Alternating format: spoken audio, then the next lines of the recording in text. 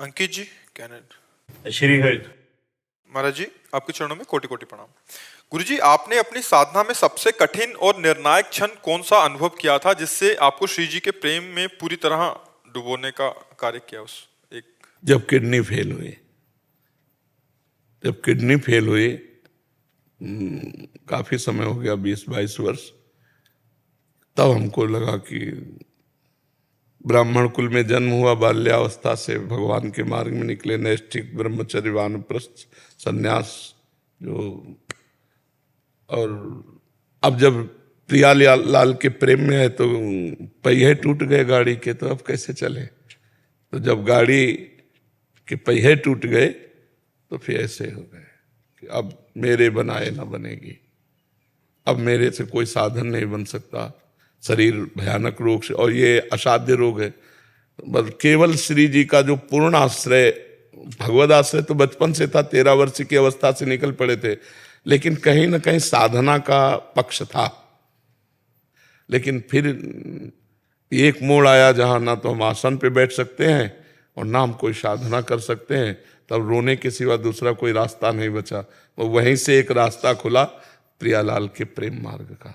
गुरु जी, एक शब्द बस कि राधा जी ही क्यों? आपको क्या लगता है कि आपकी जिंदगी में शिव जी के बाद श्री राधा का ही आगमन कैसे? भगवान शिव ने दिया। ये हमारा स्वयं का निर्णय नहीं था, ये भगवान विश्वनाथ विश्वेश्वर काशी के जो भगवान है, ये उनका कृपा प्रसाद। हाँ, उन्हीं का। हाँ, तो मतलब इतना भी कम नहीं है। जो विश्वनाथ जी से प्रेम हो, किशोरी जी से, जो किशोरी जी से, वो विश्वनाथ जी से, सही पूछो तो दोनों एक ही हैं। आपसे वो श्लोक सुना था, विकांतिक पहले मत पर करम नान्यत वाला, हर जगह वही है, पर फिर आपसे वो देवी पुराण वाला सुना। जी, शिव जी ही हमारी प्रियाजू। हाँ, भगवान शंकर तो भगवान शंकर ही है। आशुतोष है, उन्हीं की कृपा से सब है, सब कुछ उन्हीं की कृपा से। मुझे वृंदावन आना, रास का दर्शन होना, प्रिया प्रीतम के शरणागत होना, ये रस मिलना, ये सब महादेव जी की कृपा से। किंचित मात्र इसमें मेरी कोई साधना नहीं, कोई तपस्या नहीं, ये केवल करुणा भगवान शंकर की और उन्हीं की कृपा से। शुभम जी, कनाडा से। राधे राधे। राधे राधे महाराज जी। महाराज जी, क्या जीवन में अकेलेपन का अनुभव होना वास्तविकता में आध्यात्मिक जागरूकता के संकेत हैं, या कि ये केवल मन की एक अस्थायी स्थिति है? यदि ये आध्यात्मिक संकेत है, इसी अकेलेपन की भावना में तो फिर जीव फंस जाता है। ये कोई आध्यात्मिक असंगोहम पुरुषा का थोड़ी अनुभव है। ये अकेलेपन का अभाव विषय संयोग की आकांक्षा से युक्त है। ये कोई परमात्मा प्राप्ति वाला असंगोहम थोड़ी है। अगर यही शास्त्र स्वाध्याय हो, सत्संग श्रवण हो, और राग का नाश हो करके वैराग्य होने लगे, और फिर ये आने लगे कि हाँ, मैं के सिवा कोई नहीं, एक परमात्मा के सिवा कोई नहीं, यहाँ सब नानात्व मिथ्या है, ये तो समझ में आवे कि हाँ, आता है, मैं मतलब मेरा ये सब मिथ्या है, ऐसा समझ में आता है। हाँ, तब तो बहुत उत्तम बात है। किसी साथी की आवश्यकता की नहीं है। नहीं, अच्छा, काम वेदना की पीड़ा, काम वेदना कुछ भी नहीं। नाम जब रोज होता है, शास्त्र स्वाध्याय वो कभी कभार मतलब नहीं, नियम पूर्वक कीजिए, तो ये आग और भड़क उठेगी अध्यात्म की। श्रीमद् भागवत का पाठ कीजिए, अर्थ सहित कीजिए, और ब्रह्मचर्य ठीक से चल रहे हो, चलो, भगवान की विशेष कृपा। लेकिन अभी कोई स्थायी वृत्ति नहीं है, इस पर कोई विश्वास न कर ले, क्योंकि मन जो है ना बहुत चंचल है, वो कभी किसी भी क्षण बदल सकता है। की कृपा से सब कुछ सही होता है। एकांत लगता है तो अच्छा लगता है, 90% समय तो मतलब बहुत ही वो आनंदमय लाइक राधा राधा, और माँ बाप की सेवा और बाकी सब बढ़िया से, लाइक जितना हो सके दान पुण्य। ये बहुत पूर्व जन्म का कोई सुकृत है, जिससे ऐसी मंगलमय भावना उदय हुई, पर इसको गुप्त रखो और इसको सजो, इसको बढ़ाओ और इसको पचाओ। जब पच जाएगा तब ये स्थायी माना जाएगा। ठीक है, खूब नाम जप करो, शास्त्र स्वाध्याय जरूर करो, हो सके तो एक विवेक चूड़ामणि ले लो, आद्य गुरु भगवान शंकराचार्य जी की है। ज्ञानाग्नि प्रज्वलित करने में बहुत, संस्कृत का ज्ञान है थोड़ा बहुत, पर हिंदी की भी टीका है उसमें, गीता प्रेस से प्रकाशित होती है। क्या नाम बताया? शंकराचार्य का। भगवान शंकराचार्य जी की विवेक चूड़ामणि। विवेक चूड़ामणि, उसमें बहुत आपको ज्ञान हो जाएगा। सतोगुण क्या है, रजोगुण क्या है, तमोगुण क्या है, कर्मेंद्रियां क्या है, ज्ञानेंद्रियां क्या है, स्थूल शरीर क्या है, सूक्ष्म शरीर क्या है, कारण शरीर क्या है, पंचकोश क्या है, तो पता चलने लगेगा कि मैं कौन हूँ। पूरा बहुत आराम से थोड़ा थोड़ा पढ़िए, लेकिन उसे मनन कीजिए। ठीक है जी। जागृति बिजलानी जी, भोपाल से। राधे राधे महाराज जी। महाराज जी, यदि ज्ञान किताबों से परे है तो धर्म ग्रंथ क्यों हैं, और क्या अध्ययन के बिना ज्ञान नहीं, प्राप्त आप किया जा सकता है? धर्म ग्रंथ को किताबें कैसे कह सकते? किसका है? आप किताबें कैसे कह सकते? सांसारिक जिसमें आध्यात्मिक पढ़ाई होती है तो उनको धर्म ग्रंथों को पहले तो सब सही। सांसारिक पढ़ाई को किताबें कहते बच्चा? ये तो हमारे जीवन है, ये तो हमारे साक्षात वांग्मय ब्रह्म स्वरूप है। इनको किताबें नहीं कहा जा सकता, धर्म ग्रंथ कहा जाता है। अब धर्म ग्रंथ में जो लिखा हुआ है वो बिना गुरु के कैसे समझ सकते हो? कैसे समझ सकते हो? पढ़ के समझ सकते हो क्या? जो उसमें सूत्र लिखा हुआ है, मानो लिखा है सर्वम खलमदम ब्रह्म ने नानास्ति किंचन, ब्रह्म के सिवा कुछ नहीं है। तो मुझे स्त्री दिखाई दे रहा है, पुरुष दिखाई दे रहा है, हे गुरुदेव अब इसको हम क्या कहें?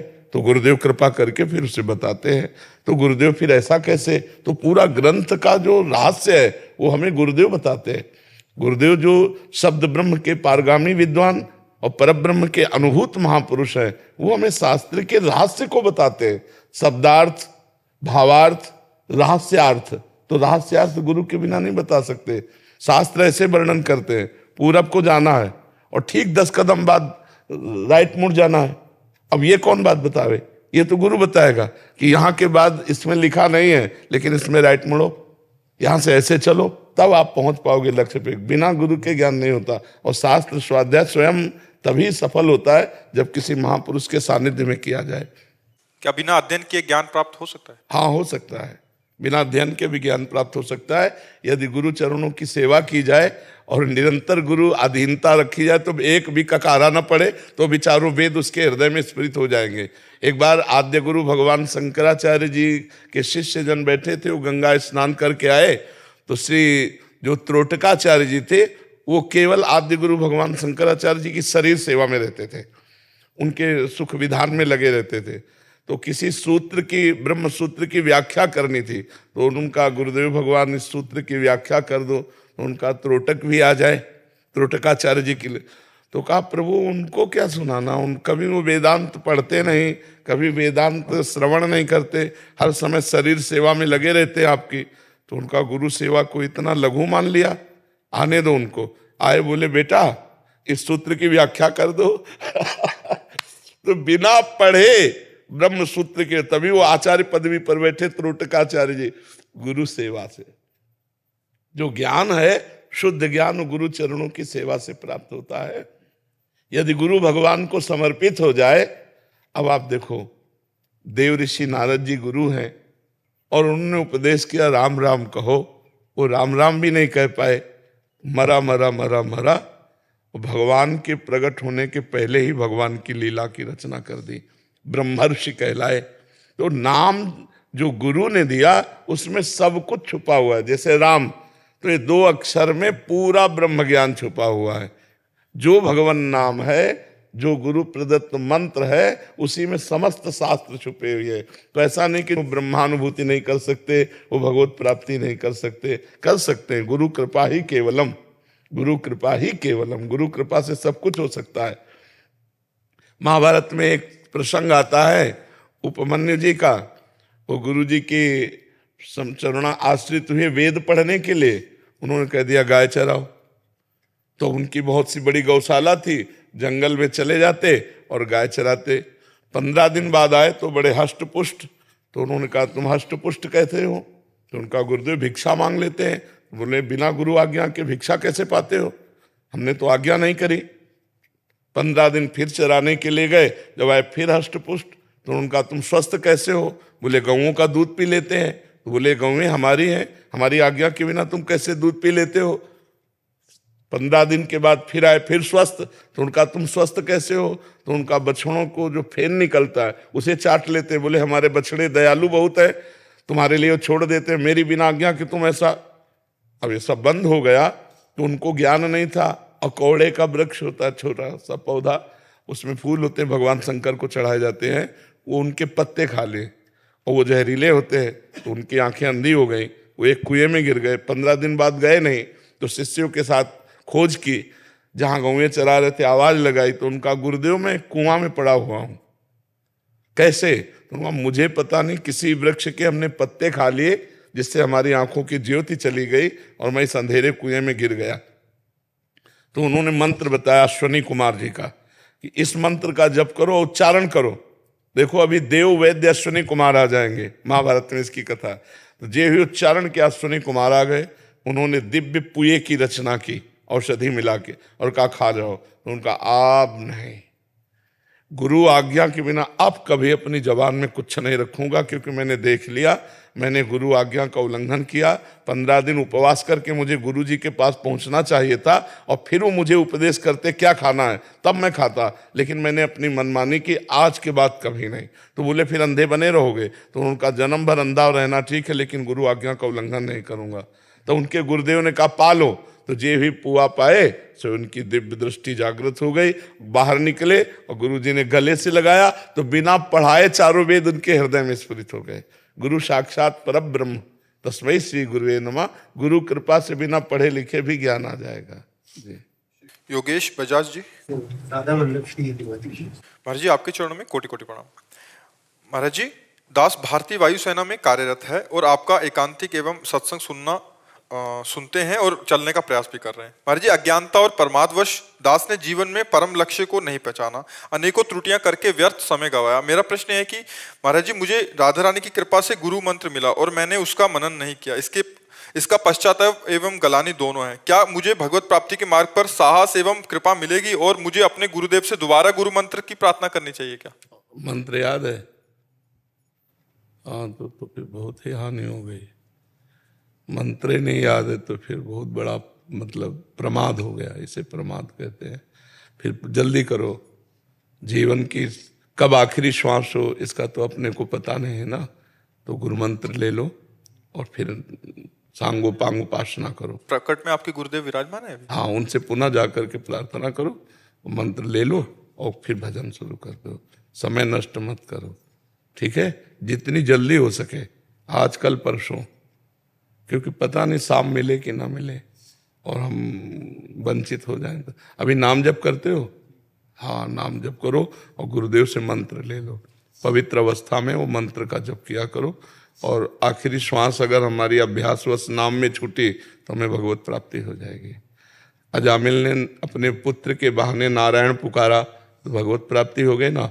और नारायण को जानकर नारायण नारायण भजेंगे तो हमें भगवत प्राप्ति नहीं हो जाएगी। जितनी श्वासें उतने में ही भगवत प्राप्ति हो जाएगी, पर लगन पूर्वक अब लगो। और ये पश्चाताप का विषय तो है ही कि गुरु मंत्र मिला और हम गुरु मंत्र ही भूल गए। ये कम से कम जप नहीं पाए पर हमें याद तो होना चाहिए। तो अब दोबारा जल्दी ले लीजिएगा जी। माला कौशल जी। राधे राधे राधे। आदरणीय गुरुदेव, आपके चरणों में कोटि कोटि प्रणाम। महाराज जी, जब हम कुछ करना चाहते हैं और मेहनत और आलस्य के कारण नहीं कर पाते, परंतु मन को समझाने के लिए भाग्य में नहीं होगा यही सोच बैठ जाती है अंदर। ये कायरों का निर्णय है। दैव दैव आलसी पुकारा। दैव माने प्रारब्ध, भगवान के विधान ऐसे छोड़ देते हैं। काले कर्म ईश्वर मिथ्या दोष लगाए, ये झूठी बात है। हमको उत्साह संपन्न होना चाहिए। हमको जो कार्य मिला है उसमें दृढ़ता रखनी चाहिए।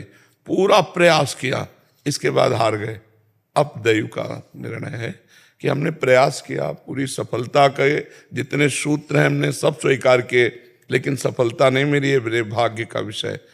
लेकिन सफलता के असफलता के निर्णय के पहले ही हम उस कार्य को ही ना करें और कह दें मेरे भाग्य में नहीं। ये कायर पुरुष का लक्षण है, ये आलसी पुरुष का लक्षण है, ये उद्योगशील का उद्योगशील का नहीं है।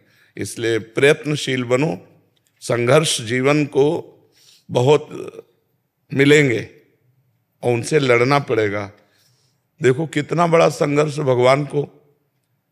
सुबह होना है राज तिलक, चक्रवर्ती सम्राट अवधपति बनना है, और सामय के 14 वर्ष का वनवास, कितना बड़ा संघर्ष। नंगे पैर, जहां राजमहलों में कोमल रुई जैसे गद्दों पर चलना होता प्रभु को, वहां कंकड़ पत्थर, जंगल में कोई ऐसा थोड़ी कि सुदृढ़ मार्ग बने हैं, नहीं नहीं, वहां तो कंकड़ की कांटे, भगवान उनमें 14 वर्ष रहे। किसी गांव नगर जाना निषेध था। 14 वर्ष भगवान का जो वनवास था उसमें किसी नगर में नहीं गए, किसी गांव में नहीं गए, भगवान जंगल में ही रहे। तो अब आप विचार करो, हम लोग तो उनके अंश हैं। जब हमारे परमात्मा को संघर्ष करना पड़ा इस मृत्यु लोक में आने पर, तो हम तो जीवात्मा है, हमारे तो सैकड़ों संघर्ष होंगे। तो हमको निराश नहीं होना, उदास नहीं होना, नाम जप करना है, गंदे आचरण नहीं करने और अपने कर्तव्य में प्रमाद नहीं करना। चाहे वो किसानी हो, व्यापार हो, पढ़ाई हो, नौकरी हो, डॉक्टरी हो, मास्टरी हो, जो हमें कर्तव्य मिला है हम उसे भरपूर करें और उसे भगवान की सेवा माने, भगवान की पूजा माने और नाम जप करें। बढ़िया जीवन हो जाएगा। आप करके देख लो कोई। और प्रमाद स्थिति में तो फिर मर के चले गए पशु पक्षियों की तरह, कुछ अध्यात्म नहीं कर पाए, परोपकार नहीं कर पाए, दूसरों की सेवा नहीं कर पाए, तो मनुष्य जीवन का मतलब क्या रह गया? खाना पीना, मैथुन करना और बस यही सांसारिक चिंतन करके मर जाना। ये तो हर जीव में है। निद्रा, भय, आहार, मैथुन ये सबके है, केवल मनुष्य के नहीं। तो फिर बड़े भाग मानुष तन पावा, सुर दुर्लभ सदग्रंथन गावा। इसका मतलब क्या रह गया? इसका मतलब यही है, भगवान का भजन करके अध्यात्म में जीवन, पवित्र जीवन, दूसरों का उपकार में जीवन, तब तो लाभ मिले। आलस्य प्रमाद के लिए गुंजाइश नहीं मनुष्य जीवन में। मनुष्य जीवन प्रयत्नशील होकर हम अच्छी उन्नति प्राप्त करें, लोगों के सुख देने वाली हमारे अंदर वृत्ति आ जाए। परहित सरिस धर्म नहीं भाई, दूसरे को सुख पहुंचाने जैसा कोई धर्म नहीं है। जी सन्नी जी गुजरात से। श्री हरिवंश महाप्रभु की महाराज जी आपके चरणों में कोटि कोटि प्रणाम। महाराज जी पिछले थोड़े महीनों से बाल भोग, राजभोग और शयन भोग के बाद प्रिया प्रीतम को मानसिक पान का भोग बिना भूले लगाता हूँ। अब मेरी इच्छा है कि मुझे प्रिया प्रीतम का पर्सनल पान वाला निकुंज में बनना है। महाराज जी इस पे मेरी कृपा करें कि मैं कैसे पान वाला। अब ये तो श्री जी ही कर सकती है। तो आप पान की जब बीड़ी पवाएं भाव से, तो प्रिया जी से यही मांगे कि लाडली जो ऐसी कृपा करो कि मुझे यही सेवा मिले कि जब आप भोग पालो तो हम पान की बीड़ी आपको अपने कर कमल से पवाएं। लाडली जो ऐसी तो कुछ दुर्लभ नहीं है। लाडली जो जिनकी सेवा में जाना वो स्वीकार कर ले तो हमारे लिए कुछ दुर्लभ नहीं।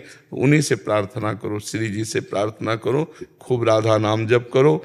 और जब पान की बीड़ी पवाओ भाव से, तो उस समय श्री जी से ऐसे भावना में प्रार्थना करो कि महारानी जी, लाडली जी, ये सेवा मुझे स्थायी दे दो कि मैं आपके समीप आऊं और ऐसी ही सेवा करूं। जी महाराज जी श्री जी का सबसे प्रिय लाडला भक्त बनने के लिए क्या करना पड़ेगा?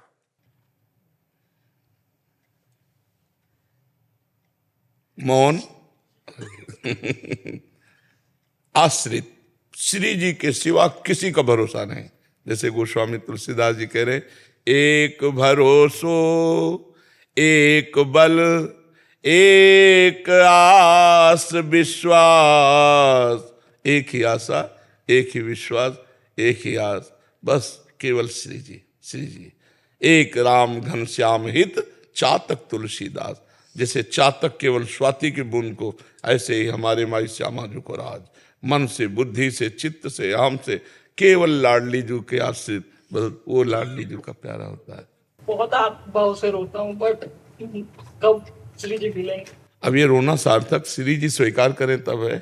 श्री जी के लिए ये दिखावा न बन जाए, ये आंतरिक भाव बना रहे, तो श्री जी कृपा कर देंगे। माँ बाप की भी खूब सेवा करता हूँ। हाँ करो। 22 साल से नहीं चल पा रहे। हाँ बहुत सुंदर, खूब सेवा करो, बढ़िया अवसर है। जैसे बोला है वैसे राधा नाम, फिर 5 संतों के उठते वक्त संयम में उठ के नाम, हाँ बहुत सुंदर। हाँ पूरा कर्म समर्पण, पूरा दिन का, सुबह से शाम का, रात। अरे बाजी जीत जाओगे, बाजी जीत जाओगे, देख लेना। जितना आपने बोला उतना पकड़ के रख। बस पकड़ के रखो, तुम्हें श्री जी तुम्हें पकड़ लेंगी, चिंता मत करो। जी नेहा कौशल जी नोएडा से। राधे राधे। महाराज जी पिछले लगभग 15 साल से भक्ति मार्ग पर चलने की कोशिश कर रही हूँ। बहुत बार संकल्प लेकर तोड़ देती हूँ। माला जाप करने का बार बार माला पकड़ती हूँ, फिर छूट जाती है। अपने मन की कमजोरी के कारण जो विषय भोगों संसार में ये मन भागता रहता है, क्या करूँ? जब माला नियमित रूप से नहीं कर पा रही। किसका है? हाँ, श्री जी से प्रार्थना करो, ठाकुर जी से प्रार्थना करो। जो काम हमारे संकल्प से नहीं बनता वो भगवान की जब हम प्रार्थना करते हैं तो उनकी कृपा शक्ति से मिल जाता है। देखो, प्रार्थना से भगवान का अवतार हो गया। जब गौ, ब्रह्मा जी, भगवान शंकर, सब देवता मिलकर भगवान से प्रार्थना किए तो भगवान का अवतार हो गया। जय जय सुरनायक जन सुखदायक प्रणत पाल भगवंता, ये प्रार्थना है। तो हम भगवान से प्रार्थना करें कि प्रभु, मैंने तो प्रयास करके देख लिया, मैं तो हार गई, अब आप कृपा करो और मेरा भजन बन जाए, मेरे हृदय से आपका सुमिरन बन जाए, हे नाथ परोपकार बन जाए, ये मानव जीवन सार्थक हो जाए। आप हमें ऐसी बुद्धि दो और नाम जप करो। नाम जप के मतलब नाम जप नींव है। हर कार्य की पूर्ति के लिए नाम जप आवश्यक है, हर ज्ञान के लिए नाम जप आवश्यक है। आपके पास कितना धन है? नाम जप रूपी धन। कबीरा सब जग निर्धना, धनवंता नहीं कोई, धनवंता सोई जानिए, जाके राम नाम धन होए। जो जितना नाम जप करेगा, चाहे लौकिक उन्नति हो, चाहे पारलौकिक उन्नति हो, चाहे आध्यात्मिक उन्नति हो, उसमें सरसब्ज हो जाएगा। अब भजने नहीं तो हमारी बातें नहीं समझ पाओगे। अगर भजन नहीं तो तुम्हारी बुद्धि हमारी पूरी बात नहीं समझ पाएगी, यहाँ से निकल जाएगी। बोल तो रहे थे कुछ, क्या बोल रहे थे ऐसे, और भजन कर रहे तो एक एक बात समझ में आएगी हमारी। ऐसा लगेगा कि अमृत जा रहा कानों में। इसलिए भगवान से प्रार्थना करो, वो कृपा करेंगे, वही सामर्थ्य देंगे। नंदिका जी चंडीगढ़ से। राधे राधे। राधे राधे महाराज जी। महाराज जी, विश्वास और अंधविश्वास में क्या अंतर है? संसार में बिना विचार करके अंधविश्वास नहीं करना चाहिए, और भगवान में बिना विचार करके विश्वास कर लेना चाहिए। भगवान और संसार में अंतर है। संसार में किसी व्यक्ति, वस्तु, स्थान पर सहसा विश्वास मत करो। बिना विचारे जे करे ते पाछे पछताए, काम बिगाड़ो आपनो जग में हो थसाए। पहले विचार करो, परीक्षा लो उसकी। अगर तुम्हारी परीक्षा में पास है, जानकारी में पास है, तो फिर विश्वास कर लो। लेकिन भगवान में नहीं। भगवान में तो सीधे विश्वास करो, तब उनको जान पाओगे। बिन विश्वास भगति नहीं, ते बिन द्रवहि न राम, राम कृपा बिनु सपन्यु, जीव न लह विश्राम। भगवान में अंधा विश्वास करो सीधे। वो सर्वत्र हैं, वो सब जगह हैं, वो हमारी रक्षा करेंगे, वो मंगल भवन है, कभी अमंगल नहीं हो सकता। मैं भगवान की हूँ, भगवान मेरे हैं, इसमें विचार की जरूरत नहीं। लेकिन संसार में किसी को अपना बनाने के पहले उसकी परीक्षा लो। वो स्वार्थी तो नहीं है, वो हमारा शोषण तो नहीं करना चाहता। सहसा विश्वास मत करो, किसी से भी विश्वास मत करो। विश्वास तब करो जब कुछ दिन उसको परख लो, जांच लो, तब विश्वास करो। संसार में अंधा विश्वास मत करो, लेकिन भगवान में अंधा विश्वास कर लो। यहां अगर झूठे से भी मान लिया प्रभु मेरे, तो तुम्हें पकड़ लेंगे, तुम्हारा कल्याण हो जाएगा। क्यों? संसार में विश्वास न करो। चाहे कोई कितना भी सगा हो, संसार में विश्वास न करे। परीक्षा लेकर के ही, जांच पड़ताल करके ही विश्वास स्थापित करे। लेकिन भगवान में ना उनकी परीक्षा ले सकते हैं और ना उनकी जानकारी हमें अंधा विश्वास ही करना होगा। और जब जान जाएंगे तब हमें सच्चा विश्वास हो जाएगा। पहले मान जाते हैं कि भगवान है, हमारी रक्षा कर रहे हैं, हम पर बड़ी कृपा है, उनको हम अपना मानते हैं, फिर वो हमको जना देंगे। सोई जाने जे देव जनाई, जानत तुम्हें तुम्हें हो जाए। समझ पाए ना बच्चा जी? कल्पना भारद्वाज जी। राधे राधे महाराज जी। जी महाराज जी, आपके चरणों में कोटि कोटि प्रणाम। महाराज जी कह रहे हैं कि इन्होंने अपने बेटे का नाम अभिमन्यु रख दिया, बट अभी जब इन्होंने शास्त्रों की जो तो ये थोड़ी है कि वो वीर गति को प्राप्त हो जाएगा। ऐसा डर कह ले रहे हैं कि उनकी अल्पायु में कहीं नहीं, ऐसा नहीं। नहीं, किसी जैसे उस घर में उत्सव वगैरह करते हैं तो ऐसा कानून में पढ़ा कि किसी ने ऐसा कहा कि अभिमन्यु नाम है, वो तो अल्पायु था। तो एक किसी का नाम हो और वो अल्पायु हो तो पूरे भारत में वही, जब नाम रखा जाएगा तो अल्पायु हो जाएगा, ऐसा नहीं। आप चिंता न कीजिए, और नाम से अल्पायु नहीं होता है, कर्म से अल्पायु होता है। नहीं, जैसे कहते हैं ना कि नाम का भी छवि पे असर पड़ता है, मतलब मनुष्य पर, इस तरीके से कुछ। तो अभिमन्यु नाम दूषित नाम थोड़ी हो, तो वीर गति को प्राप्त हुए थे, युद्ध के क्षेत्र में भगवान के भांजे थे, और उनका केवल उतना ही समय था जीवन का। तो ये थोड़ी कि अभिमन्यु किसी का नाम रख दिया जाए तो अल्पायु में मर जाए। भारत में लाखों लोगों का नाम अभिमन्यु होगा, लाखों लोगों का नाम अभिमन्यु होगा। आप इस नाम से आपके बच्चे की हानि होने वाली नहीं, कर्म से हानि होती है। जैसे कर्म कोई पाप कर्म बन गए तो फिर आयु क्षीण हो जाती है, फिर अल्पायु हो जाती है। साधु अवज्ञा तुरंत भवानी कर कल्याण अखिल के हानि, कोई महत अपराध बन जाए तो फिर अकाल मृत्यु का योग बन जाता है। ऐसे थोड़ी कि नाम रख दिया तो, ऐसा नहीं है। बहुतों के नाम ऐसे हैं जो बड़े पवित्र नाम है, आचरण बहुत गंदे हैं। बहुतों के नाम हम देखे ना कि बहुत पवित्र नाम है उनका, जैसे भगवान नामों में उनका नाम है, बहुत गंदे आचरण है। तो ऐसा थोड़ी कि नाम जो रखा गया उसका उसके ऊपर प्रभाव ही पड़ेगा, ऐसा नहीं है। ऐसा नहीं कि अभिमन्यु नाम रख दिया तो अब वो कै साल का है? अब ये 6 साल का होगा, 5 साल का हुआ है। अच्छा, तो तुम डरो मती, तो डरो मती, ठीक है। जी, कुछ भी उसको होता है तो मन में बस ये ख्याल आता है कि ऐसा सोचा नहीं पहले, बाद में किसी ने ऐसा बोला तो। नहीं, डरो मत, डरो मत। अरे दूसरा नाम रख ले होगा, तुम्हें डर लग रहा हो। मैंने पति से कहा था तो उन्होंने कहा कि नहीं, सब ऐसा नहीं होता है। हाँ, होता तो नहीं, लेकिन तुम्हें डर, तुम माँ हो ना, तो तुम्हें अगर उसको जुकाम भी होगा तो आपको ध्यान आ जाएगा अभिमन्यु नाम का, जल्दी जल्दी चला जाएगा। तो नाम बदल दो भाई। वही लिखा है, कह रहे कि बुखार भी हो जाता है या जुकाम हो जाता उसके लिए नाम बदल दो, वो कुछ नहीं होता इससे, पर उसके लिए बदल दो। लेकिन मैंने समझाया नहीं, फिर भी उसको नाम, माँ है, माँ को अपने बच्चे से जो प्यार होता है, प्यार में समझ नहीं होती। अधिक प्रीति मन भा संदेहा, जब अधिक प्रीति होती है तो मन में संदेह उत्पन्न हो जाता है, तो इसलिए आप दूसरा नाम रखवा दो, ठीक है। राधे राधे महाराज जी। महाराज जी, मैं सेना में एक अधिकारी हूँ। जीवन में बहुत सम्मान मिला और अब तक हर ड्यूटी मैंने पूरे मन से की और राष्ट्रहित की सर्वोपरि ही रखकर ऐसे करता रहा। कुछ वर्ष पूर्व अधिक लोभ और लालच में आकर मैंने स्टॉक मार्केट में काफी धन अपनी हानि किया। इस दौरान धन की हानि के अलावा मेरी रेपुटेशन भी खराब हुई, हानि हुई। महाराज जी, उस समय बहुत बुरे समय चल रहा था। रिश्तेदारों और मित्रों ने, किसी ने मदद की, किसी ने नहीं की, पर जिन्होंने मदद की महाराज जी, मैं उनका ऋण कैसे वापस करूं या करूंगा? अपने माता पिता का वो सम्मान जिससे जो क्षति हुआ उसको कैसे पूरा करूं? अब क्या करूं महाराज? अब नाम जप, भगवान का नाम जप करो, भगवान की ही प्रसन्नता से सब प्रसन्नता हो जाएगी। एक भगवान प्रसन्न हो जाए तो माता पिता मित्र गुरु सब की प्रसन्नता हो जाए। जहाँ पर कृपा राम की हुई ता पर कृपा करे सब कोई। भगवान का स्मरण कर लो, भगवान के नाम जप के द्वारा भगवान की प्राप्ति कर लो, सब पूर्णता हो जाएगी, सारे ऋणों से मुक्त हो जाओगे। भागवत में 11 स्कंद में लिखा हुआ है, जो भगवान का भजन करते हुए भगवत प्राप्ति कर लेते हैं, मातृ ऋण, पितृ ऋण, देव ऋण, ऋषि ऋण, सब ऋणों से मुक्त हो जाते हैं। तो कभी कभी हम प्रलोभनवश गलतियां कर बैठते हैं, तो उन गलतियों का समाधान अध्यात्म से है, प्रकृति में नहीं। जैसे हमसे कोई पाप कर्म बन गया, कोई गलती बन गई, तो हम सीधे भगवान से क्षमा मांगे तो सबकी क्षमा हो जाएगी। जीव जंतु कहीं भी हमारा अपराध बना है, क्योंकि भगवान सब जगह विराजमान है। एकमात्र भगवान को प्रणाम करने से सबका प्रणाम हो जाता है, भगवान से क्षमा मांगने से सब गलतियों का क्षमा हो जाता है। इसलिए हम भगवान से प्रार्थना करें और भगवान का नाम जप करें। और ये तो अनुभव हो ही गया होगा कि संसार में कोई अपना है नहीं। बिगड़ जाए ना, जब हमारा बिगड़, अभी तो आप चलने लायक हो इसलिए एक सहयोग भी कर दिया होगा। अगर आप चलने लायक ना हो, किसी काम के ना हो, तो कुछ दिन बाद देखेंगे, कुछ दिन तो चले, कुछ दिन बाद देखेंगे आपके पास कोई आना पसंद नहीं करेगा, क्योंकि संसार स्वार्थी है। जब तक आपसे स्वार्थ बनता है, जब लग रहा है कि अगर आज हमने 100 रुपये दिए तो कल ये 200 का सहयोग कर देगा, तो आपका सहयोग हो जाएगा।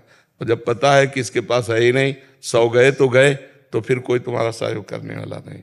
यहाँ स्वार्थ लाग करे सब प्रीति, सुर नर मुनि सब ही की रीति। स्वार्थ से ही प्रीति होती है यहाँ संसार में, और स्वार्थ रहित प्रीति करने वाले तो भगवान और भगवान के प्रेमी भक्त जन है। स्वार्थ रहित जग जुग उपकारी, तुम तुम्हार सेवक असुरारी। तो नाम जप करो, शास्त्र स्वाध्याय करो, सत्संग सुनो, और अब जितना बन जाए दूसरे का हित करो। जिन्होंने तुम्हारा हित किया उनका तो करो ही, जिन्होंने तुम्हारा हित नहीं किया उनका भी हित करने की सोचो, तो तुम अध्यात्म में प्रवीण बन जाओगे। प्रलोभन कभी कभी हमको गिरा देता है, लोभ कभी कभी हमको नीचे गिरा देता है, तो हम उठे, अध्यात्म के द्वारा ऊपर उठे। महाराज जी, आपके चरणों में कोटि कोटि प्रणाम।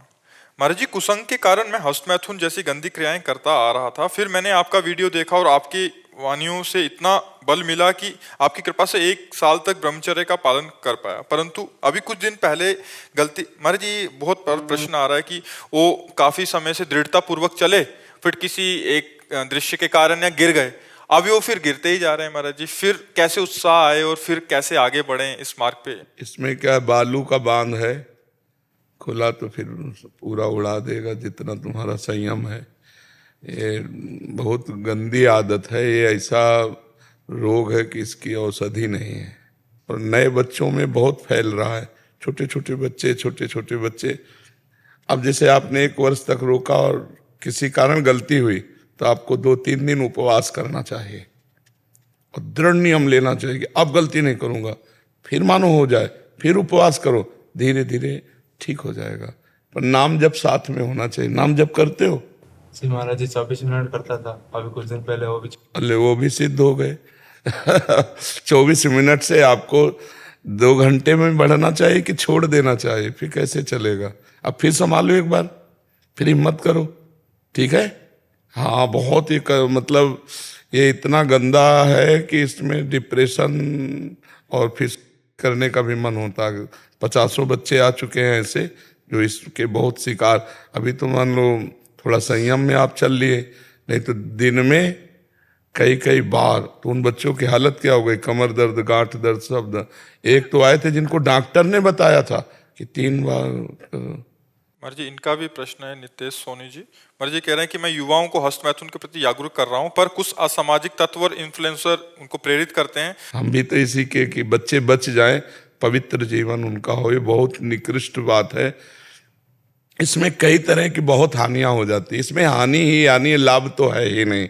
उसमें नस नाड़ियां इतनी कमजोर हो जाती कि कुछ समय बाद स्पर्श मात्र से या संकल्प मात्र से वीर्यपात हो जाएगा, या जो गृहस्थी में अत्यंत आवश्यक जो उसमें योग्यता ही खो देगा, वो संतानोत्पत्ति की योग्यता ही खो देगा। ये छोटे छोटे बच्चे सब अपने जीवन को बर्बाद कर रहे हैं। अब इस विषय में क्या है कि कोई बोलना नहीं चाहता। अच्छा, जो गृहस्थ में माता पिता है वो इस विषय में बच्चों के पास बैठकर समझना नहीं चाहते। बच्चे जिधर बहना चाहते बह रहे हैं, वो इस विषय पर कोई, और डॉक्टर हैं, कुछ फिल्म है, कुछ वेब सीरीज हैं जो इसका सपोर्ट करते हैं। ब्रह्मचर्य शीतलता प्रदान करता है, गंभीरता प्रदान करता है, ब्रह्मचर्य बल प्रदान करता है, बुद्धि प्रदान। ब्रह्मचर्य से लाभ ही लाभ है, एक भी हानि नहीं है। महाराज कुछ महिलाएं डॉक्टर है वो भी सजेस्ट करती हैं। और जो बच्चों को दिक्कतें हो रही हैं, सैकड़ों ऐसे बच्चे पढ़े वीडियो में जो यहाँ आके कह रहे थे कि अगर आपका मोबाइल से ना सत्संग मिलता तो मैं कर लेता। हजारों कमेंट है हमारे, हाँ, जो पढ़ने में आते हैं। तो उन डॉक्टरों की भी बुद्धि माया से प्रेरित है, क्योंकि बड़े लोगों के द्वारा जब किसी बात का समर्थन मिलता है, वैसे ही हमारा मन राजी है ऐसे गंदे कामों में, फिर और राजी हो जाएगा। मतलब ये भगवान की माया का, कलयुग का प्रभाव है। हम ये कहते हैं कि 20 वर्ष तक ब्रह्मचर्य रहो, फिर आपका ब्याह हो तो खूब आराम से ब्याह गृहस्थी के जो संयोग हैं, जो एक धर्म पूर्वक है। अब ये गंदी आदतें, नशा, बॉयफ्रेंड, गर्लफ्रेंड, मतलब जहाँ उन्नति का चिंतन होना चाहिए वहाँ पतन का चिंतन हो रहा है। जहाँ उन्नति के लिए हमें बलवान बनना चाहिए वहाँ हम पतन करके अपना निर्बल बनते जा रहे हैं। जो हस्तमैथुन करेगा उसकी स्मृति शक्ति नष्ट हो जाएगी, याददाश्त, काम करने का मन नहीं होगा, शरीर में एक आलस से भरा रहेगा, और एक कुछ दिन बाद अजीर्णता सी होने लगेगी, लीवर काम करना कम कर देगा। बहुत सी परेशानियां हैं। अब कैसे इन बच्चों को समझाएं? माता पिता इस विषय पर ध्यान नहीं दे रहे, और दोस्त इस विषय को और बढ़ावा दे रहे, और डॉक्टर बढ़ावा दे रहे। कुछ ऐसे वेब सीरीज बन गई हैं जिनसे बहुत हानि हो रही। तो हमें तो यही हाथ जोड़कर प्रार्थना है कि आप बच्चे खुद संभलो, नहीं तो आपका जीवन बर्बाद हो जाएगा। आप नियम निष्ठ बनो। अब विरोध करने वाले तो बताओ, सच्चाई, धर्म, भजन सबका। महाराज जी आज ये आपका एक और प्रश्न है कि भारत के युवा बहुत बेरोजगार होके अपना भविष्य और समय दोनों बर्बाद कर रहे हैं। वो बाहर की पद्धति को अपना रहे हैं। और बाहर की पद्धति क्या? यूएस टाइम में जैसे बाहर दिन है, यहाँ रात होती है, सारी रात तो जगते रहते हैं। दिन में पूरे दिन में सोते हैं, काम 1 रुपए का भी नहीं। सारी रात फोन चलाएंगे, सुबह 5 बजे सोएंगे, फिर शाम को 7 बजे उठते हैं। तो उनका वो दिन शाम को 7 बजे शुरू होता है। कितना निकृष्ट बात। नाइट आउट करते हैं। अरे दिन मिला है उत्तर उज्जवल काम करने। देखो आजकल लेबरी में भी 500 रुपया मिलते हैं, 500-550 रुपया मिलते हैं। 8 घंटे ईंट गारा कर लो तो 500 रुपया मिलते हैं। 500 रुपये में एक परिवार चलाया जा सकता है अच्छे से। रोज 500 आ जाए तो सब्जी रोटी वैसे खान पान की व्यवस्था। यार मनुष्य जीवन मिला, सो के गंवा दे, इस तरह व्यर्थ कर दे तो क्या रात्रि में क्या काम करेगा? उद्दंडता करेगा, नशा करेगा, गंदे आचरण करेगा, यही करेगा। ये तो बहुत हानि का विषय है। भजन के बिना, अध्यात्म के बिना संसार बिल्कुल व्यर्थ का जीवन व्यतीत करता है। अगर थोड़ा सा भी नाम जप करने लगे तो बुद्धि शुद्ध हो जाए। देखो ब्रह्म मुहूर्त में उठ के देखो आप 4 बजे उठिए, थोड़ा जल पीजिए, शौच जाइए, फिर इसके बाद कपड़ा पहनिए पवित्र होके और फिर दौड़ लगाइए, दंड बैठक मारिए, थोड़ी देर घंटा आध घंटा नाम जप कीजिए, भगवत ध्यान कीजिए और फिर अपने काम में चले जाए। देखो आपका चेहरा, आपका जीवन प्रकाश में रहेगा। अब ब्रह्म मुहूर्त में जो सोता है उसकी आयु नष्ट होती, बुद्धि नष्ट होती। अब कहाँ बुद्धि रह गई? जरा सा माँ बिगड़ गई तो माँ को जान से मार डाला। एक ने लड़का तो अपने माँ को गोली मार दिया, वो गेम खेलने के लिए रोकी तो। हाँ गेम खेलने, बिल्कुल ये बहुत हानि हो रही है। अध्यात्म के बिना बहुत हानि हो रही है। जागरण करेंगे तो करेंगे क्या? हमें यह लगता है गंदी बातें देखेंगे, गंदी बातें सोचेंगे, नशा करेंगे, फिर इसके बाद गंदी क्रियाओं का प्लान बनाएंगे। जो हम देखते हैं, जो हम सुनते हैं, वही हमारा मनन चलता है और जब मनन चलता है तो वही प्लान बन जाता है। तो प्रैक्टिकल के लिए इच्छा जागृत होगी। अब प्रैक्टिकल के लिए जब करेंगे तो जेल जाएंगे। तो इसलिए बहुत बेरोजगारी बढ़ रही है और बहुत गंदी बातें भी बढ़ रही हैं। गंदी बात मतलब इतनी हिम्मत हो गई बच्चों में कि 2 बच्चियां जा रही गली में उनको छेड़ रहे। तो कितनी मलिनता, जो देखा ना मलिन विचार, तो वही क्रिया करने के लिए उनकी भावनाएं बनती हैं। वीडियो शूट करते हैं कुछ होता है तो। हाँ बिल्कुल, हाँ बचाने की जगह वीडियो। हाँ बिल्कुल, बात बहुत बुद्धि मलिन हो रही। भगवान कृपा करें, पर काफी सुधर भी रहे हैं। जी हैं जर्मनी से, वो भी कह रहे हैं कि बहुत गलत आदतों में फंस गए थे और आपकी वीडियोस देख के अभी पूरा एकदम सब कुछ छूट गया। महाराज जी ऐसा होता है कि जैसे जो दोस्त होते हैं, अगर जो जैसे तुम सही मार्ग पे चलने की कोशिश करोगे तो अगर तो वो दोस्त कहते हैं कि तुम इसमें सामर्थ्य नहीं हो इसलिए तुम ऐसा बोल रहे हो कि हाँ तो असमर्थ बना रहे तो हमें लगता है ज्यादा अच्छा है। गंदे आचरण के लिए दिग्विजयी योद्धा बनना जरूरी है क्या? वो कह रहे तुम असमर्थ हो, कायर हो, तुम समर्थ बनो, विश्व विजेता बनो, तो जाओ अपने को सुव्यवस्थित रखो। बच्चा बहुत गंदा। इसमें क्या है, जो किसान है कोई इसमें? हाँ किसान। गेहूं जब गलेत पे आता है, गलेत का मतलब समझते हो, बाली निकलने के पहले, बाली निकलने वाली होती है, उस समय अगर काट लिया जाए तो एक भी दाना नहीं मिलेगा। हाँ एक भी दाना नहीं मिलेगा। तो ये नए बच्चे क्या गलेत में है, जैसे 20-25 वर्ष की आयु हो गई, अब गेहूं पक गया, अब वीर परिपक्व हो गया, अब जैसे गृहस्थी में जाएंगे तो उनकी हानि नहीं होगी। 1 मन गेहूं दाना डालने पर 40 मन 50 मन गेहूं काटा जाता है। समझ रहे हो ना? परिपक्व अवस्था पे अगर बीच में उड़ा दे तो एक दाना नहीं मिलेगा। ये लोग बीच में उड़ा रहे हैं पूरी खेती। परिपक्व 20-25 तक ब्रह्मचर्य रहना चाहिए। वीर पुष्ट होता है उससे, फिर उससे बलवान सुंदर संतानें उत्पन्न होती है। अभी नए नए बच्चे सब नाश कर रहे हैं। पूर्वज, हमारे जो पूर्वज हुए हैं, गुरुकुल में इसीलिए बच्चे भेजे जाते थे कि बचपन से लेके 20-22 तक वो संतों के पास रहे तो सब आचार्य परंपरा, गुरु परंपरा और शास्त्रों का स्वाध्याय, ब्रह्मचर्य, संयम, नियम, और फिर गृहस्थ में गए तो बहुत अच्छे गृहस्थ होते थे। अब जो हॉस्टल में रह रहे हैं तो सब एक दूसरे गंदी बातें, गंदा व्यवहार, और न टीचर इस बात पर ध्यान दे रहे हैं, न माता पिता इस बात पर ध्यान दे रहे हैं। हालांकि स्कूल भी सिखाता है आजकल, फिजिकल एजुकेशन में आता है यम नियम प्राणायाम प्रत्याहार ध्यान ध्यान समाधि। अच्छा आता है? हाँ ये स्कूल में है। अगर फिजिकल एजुकेशन बच्चे लेते हैं तो उसमें बताया जाता है। तो ये लेगा कौन? ये आसन प्राणायाम प्रत्याहार ध्यान धारणा समाधि तो हाँ जरूर चाहिए। आध्यात्मिक जरूर विद्या चाहिए, क्योंकि आध्यात्मिक विद्या से ही सुधार होता है। पर जैसे ऐसे चलते हैं तो अपने दोस्त ही सब प्रतिकूल हो जाते कि ये भाई साधु बन गए, ये नहीं मान। वैसे अच्छा है यार, बुरा तो नहीं कहते, असाधु तो नहीं कहते। हमको इन बातों पर ध्यान नहीं देना चाहिए, अपने जीवन को संभालना चाहिए। बच्चा ब्रह्मचर्य जीवनी शक्ति है, उसका जितना नाश करोगे उतनी आपकी हानि होती चली जाएगी। और जैसे ओवर है तो जो आपने कभी कुछ क्रियाएं नहीं की और स्वाभाविक आप सो के उठे और देखा वो ब्रह्मचर्य नहीं होता, संतान उत्पत्ति करने वाला वीर्य नहीं होता। वो स्वाभाविक जैसे दाल में फेन होता है ना, वो फेन नष्ट होता है। और जब आपका इस तरह का व्यवहार होगा और फिर चिंतन होगा, फिर जब निकलेगा तो असली निकल जाएगा। तो उससे बहुत बड़ी हानि होती है। किसी भी तरह हमारे नौजवान और नए बच्चों को ये बात समझ में आनी चाहिए कि हस्त मैथुन तो जहर है, बहुत बड़ा जहर है। इस पर तो ब्रेक मारनी चाहिए। और फिर ये जो गर्लफ्रेंड बॉयफ्रेंड चला है, ये भी बहुत खतरनाक है। क्योंकि जैसे एक बच्चे से प्यार हुआ तो हम कह रहे हैं दोनों प्यार करो, हम मना नहीं कर रहे। और आगे चलकर जब आपकी रास्ते परिपक्व हो जाएं तो अपने माता पिता से मिलकर ब्याह कर लो, तब आप गृहस्थ धर्म का प्रयोग करो। तब तक दोनों ब्रह्मचर्य से रहो, प्यार करो, प्यार में कोई परेशानी थोड़ी है, दोस्त बनाओ, कोई परेशानी। लेकिन बॉयफ्रेंड ब्रेकअप, फिर बॉयफ्रेंड, फिर ब्रेकअप, इसे क्या कहते हैं? व्यभिचार।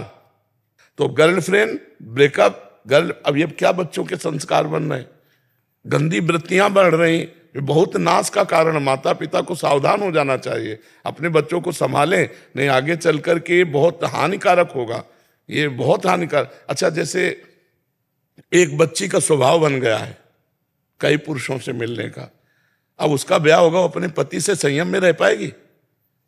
वो उसकी आदत उसके पूरी गृहस्थी को चौपट कर देगी। इसकी वजह से आजकल लीगल मैटर्स इतने बढ़ रहे हैं, after marriage legal matters, divorce वाले केसेस। हाँ, बिल्कुल बिल्कुल बिल्कुल बिल्कुल। अब वो हमारी बात बच्चों की खोपड़ी में घुस जाए तो है, समझ में आ जाए कि बॉयफ्रेंड गर्लफ्रेंड बहुत बड़ा जहर है जो आपको पतन के मार्ग में ले जाएगा। हम दोस्ती के लिए नहीं मना करते, अच्छी दोस्ती करो, अपने मनोनुकूल लड़का देख लो या लड़की देख लो और दोनों प्यार करो, और उस प्यार को जीवन भर करो, हम मना नहीं करते। लेकिन जब तक ब्याह ना हो जाए तब तक ब्रह्मचर्य से रहो। ऐसी गंदी बात नहीं कि ब्रेकअप और फिर दूसरा, फिर तीसरा, फिर चौथा। अगर आपका दोस्ती की तो निर्मल दोस्ती करो, और जब माता पिता से मिल मिला के ब्याह कर लो, फिर पूरे आजीवन प्यार करो, तब तो प्यार तुम्हारा। ये ब्रेकअप कहाँ से आ गए? हमें तो ऐसी बातें सुनने को मिल रही कि बच्चे बनाते ही इसीलिए, कोई दोस्ती का निर्वाह करने के लिए थोड़ी बनाते हैं। बाबा आजकल ये स्टेटस मैटर बन गया है बच्चों का, कि अगर नहीं है हमारी गर्लफ्रेंड नहीं है तो हमारा स्टेटस डाउन है। डाउन है। मैं स्कूल में रहा हूँ, हाँ, मैं एडमिन में रहा हूँ पहले। तो क्या अच्छा गर्लफ्रेंड बनाने के बाद वो पवित्र रहते हैं? नहीं, वो स्टेटस सिंबल है ना, मेरे दोस्त की है मेरी नहीं है। बच्चों के अंदर एक ऐसा स्टेटस सिंबल बन गया, कॉम्प्लेक्स क्रिएट हो गया उनके। हाँ, पर गलत है ना, ये सुधार होना चाहिए। और जी 2 शब्द राधा नाम गाना चाह रहे थे, गा के सुना। श्री राधा श्री राधा राधा श्री राधा श्री राधा श्री राधा श्री राधा राधा श्री राधा श्री राधा श्री राधा श्री राधा राधा श्री राधा श्री राधा श्री राधा श्री राधा राधा श्री राधा श्री राधा राधा रासेश्वरी रम्या कृष्ण मंत्राधिदेवता सर्वाद्या सर्ववन्द्या वृंदावन विहारिणी वृंदाराध्या रमा अशेष गोपी मंडल पूजिता सत्या सत्य परा सत्य भामा श्री कृष्ण वल्लभा वृषभानुसुता गोपी मूल प्रकृति ईश्वरी गांधर्वा राधिका आरम्या रुक्मणी परमेश्वरी परात्परतरा पूर्णा पूर्णचंद्र विभानना भुक्ति मुक्ति प्रदा भवयाधि विनाशिनी राधा राधा राधा राधा राधा राधा राधा राधा राधा राधा राधा राधा राधा राधा राधा राधा राधा राधा राधा राधा राधा राधा राधा। बहुत सुंदर, एक दुपट्टा चुनरी दे दो, बहुत सुंदर। श्री जी का राधे राधे महाराज जी, आपके पावन चरण कमलों में दासी का कोटि कोटि प्रणाम। महाराज जी, आत्मज्ञान की प्राप्ति कैसे होगी, क्योंकि मन अभी भी काम क्रोध ईर्ष्या द्वेष रूपी विकारों में फंस जाता है, ये विकार बहुत हावी हो जाते हैं। देखो साधक हो इसलिए हम तुम्हें बता रहे, से पकड़ना। जब हम भजन करते हैं तो बगल में एक रील चलती रहती है मन की, या तो भूत का चिंतन होगा, या भविष्य की कल्पना होगी, या वर्तमान का व्यर्थ चिंतन होगा। एक रील अपने आप चलती है, वो मन की है। जब तक वो निर्मल नहीं होगा तब तक वो फेंकता रहेगा जो उसमें भरा हुआ है। जब हम गुरु मंत्र जपते हैं या भगवत ध्यान करते हैं या ब्रह्म विचार करते हैं तो साइड में वो अपने विचार फेंकता रहता है मन। अब हमें उन विचारों पर ध्यान न देकर न राग करना है न द्वेष, और निरंतर गुरु प्रदत्त मंत्र और नाम का जप करें तो धीरे धीरे जो मन की वृत्तियां हैं काम आदि क्रोध आदि की, ये शांत हो जाएंगी। एकमात्र भगवदाकार वृत्ति रह जाएगी, वो रीले खत्म हो गई। अब जो आप चला रहे हो वही मंत्र केवल चल रहा है, वही नाम चल रहा है। अब ये 50 वर्ष भी लग सकते हैं इसमें, और ये 5 महीने में भी हो सकता है। अब साधक की योग्यता है कि किस कोटि से वो तन्मयता धारण करता है चिंतन में। इसके लिए हमें किसी के आशीर्वाद की जरूरत नहीं है, इसके लिए हमको प्रयत्न की जरूरत है। जो हमें नाम मिला है, जो हमें उपासना मिली है, जो मंत्र मिला है, उसमें हम तन्मय हो और बहुत जल्दी मन को हम डिलीट करें। निर्मल करने के लिए जो उसकी असद वृत्तियां हैं, वो जब सद वृत्तियां हम जो जप रहे हैं ये उसमें भर रही हैं और असद वृत्तियां निकल रही, ऐसा चिंतन करो। न राग करो न द्वेष करो, उदासीन रहो, तो वृत्तियां नष्ट हो जाएंगी। और जहां वृत्तियां सब नष्ट हुई असद, भगवदा का फिर कहने की जरूरत थोड़ी पड़ेगी। फिर तो ऐसा अमृतमय आनंद है कि ब्रह्मादिक के भोग सब विष सम लागत ताहि, नारायण ब्रज चंद्र की लगन लगी है जाए। वो फिर संसार के भोगों की तरफ नहीं। स्वात्मा रामम विषय मृग तृष्णाम भ्रमयति, आत्मा राम पुरुष कभी विषय मृग तृष्णा में भ्रमित नहीं होता। तो अभी क्या है, हमारा देह भाव नष्ट नहीं हुआ। जैसे कितना भी साधन करो आपको यही रहेगा मैं स्त्री हूं। जब तक ये स्त्री भाव है तो इसी अहम में काम क्रोध आदि का आक्रमण रहता है, रहते नहीं है। आगमा पाइनो अनित्यास तास तितिक्षस्व भारत, भगवान कह रहे मात्रा स्पर्शास्तु कौन्ते शीतोष्ण सुख दुखदा, आगमा पाइनो अनित्यास, ये आने जाने वाले नाशवान है। काम स्थायी वृत्ति नहीं है। देखना थोड़ी देर रहेगा फिर चला। अगर आप चिंतन के द्वारा उसको बराबर संयोग देते रहे तो भी स्थायी हो सकता है, लंबे समय के लिए हो सकता है। इसमें सावधानी यह है कि कुसंग न होने पावे और कोई भी ऐसी गंदी बातें चिंतन में ना लावें। स्वाभाविक जो चिंतन हो रहा है उसमें हमें कोई परेशानी नहीं होनी चाहिए। हमें नाम जप या मंत्र जप के द्वारा उसको नष्ट कर देना चाहिए। और जहाँ हृदय निर्मल हुआ फिर आगे का तो मार्ग अपने आप भगवान हृदय में ही प्रकाशित हो जाते हैं। लेकिन बहुत लंबी लड़ाई है, ये कोई साल 6 महीना की नहीं है। इसीलिए जगत संतों को नमस्कार करता है, क्योंकि पूरे जीवन युद्ध ही युद्ध है, पूरे जीवन साधना ही साधना है। अगर 10 मिनट मनोरंजन कर लिए तो 50 वर्ष की साधना को मिट्टी में मिला सकता है 10 मिनट का मनोरंजन। इसलिए पूरे जीवन कांपता हुआ, भयभीत होता हुआ भगवान की शरण की तरफ भागता रहे। जब अंतिम श्वास है तब हम निहाल हो गए, या फिर जीवन मुक्त हो जाए, ब्रह्मबोध हो जाए तो फिर कोई बात नहीं। इसलिए साधना में तत्पर रहो, डरो मत। ये काम क्रोध आदि की वृत्तियां तुम्हारे ही नहीं सबके हृदय में उत्पन्न होती हैं। इनको साधना के द्वारा क्षीण किया जाता है, पूर्णतया नष्ट नहीं होती। पूर्णतया तो ब्रह्मबोध होने पर या भगवत साक्षात्कार होने पर, पूर्णतया न समझ ले कोई, ये क्षीण होती है, स्फुरित हुई चली गई। चिंगारी है